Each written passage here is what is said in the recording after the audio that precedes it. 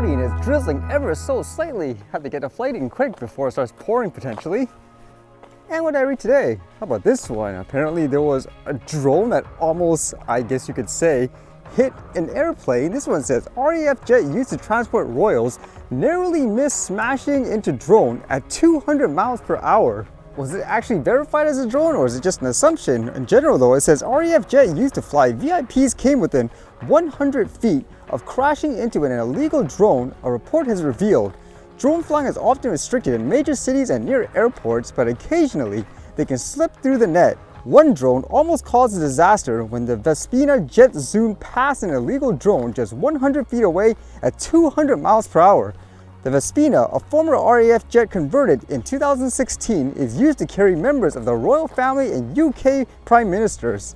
The near miss happened on June 19th this year as the aircraft was cruising at 2,200 feet before it was about to land at RAF Bryce Norton, a report by UK Air Prox Board has revealed. The aircraft, which cost £10 million to convert to a luxury VIP carrier, is fitted with secure satellite communications and missile detection systems. It is not thought to have been carrying any VIPs or ministers when the near miss happened, flight tracker data suggests. The jet took off from the RAF base in Oxfordshire for a 4-hour flight. It circled over the French coast for 40 minutes, likely for refueling mid-air, which it is capable of. It goes on to say the report said the drone came so close the crew could see its lights. It said the drone was close enough for the crew to see LED lights. The crew immediately made a report to ATC over the radio and the approach and landing was completed without further incident. The risk of collision was rated as high. The report continued, the Bryce Norton ATC supervisor reports that the approach controller informed them of the incident as it happened. They rang Forford to see if they had approved the drone as it was over their ATZ, but they confirmed that they had no knowledge of any drone activity. Well, again, with these types of stories, I'm actually curious on the actual danger. If they say they could actually see the blinking lights and all that, was it a humongous drone too, or a small one? If not thought in terms of drones and danger, how about this one, where apparently there are organizations wanting to ban police officers from using drones. This one says, ACLU urges California governor to sign killer drone ban. The civil rights advocacy organization sent a letter to Governor Gavin Newsom urging his signature on a bill that would ban law enforcement from deploying killer drones against the public. Sounds kind of scary when you word it that way in general. It says it sounds like something out of a movie, but the ACLU California action is warning Californians that a real-life RoboCop could soon no longer be the stuff of science fiction.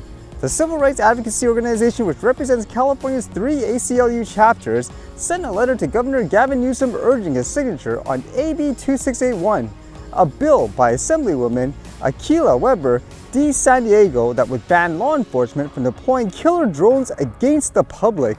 ACLU joins Californians in strongly opposing the acquisition and use of weaponized robots, especially killer robot cops, for several reasons. The letter reads in part, those reasons include concerns about worsening the epidemic of police violence in this country.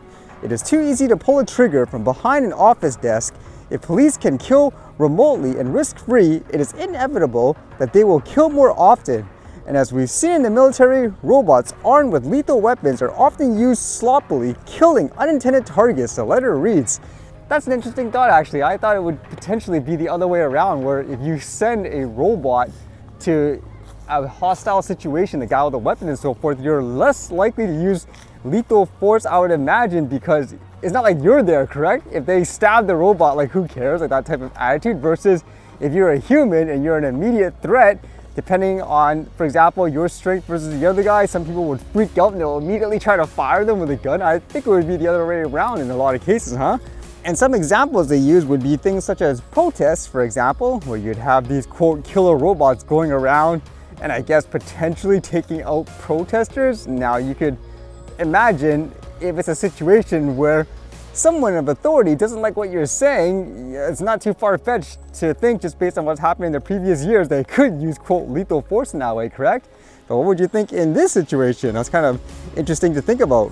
And then there's this piece of clip going viral today where apparently it says it's from the Spanish MP George Buxay, if that's how you say it. Apparently, it says here, quote, they're announcing the biggest deportation plan ever known in terms of, I guess, illegal immigrants. Like they're saying it's out of control. So they have this little speech here.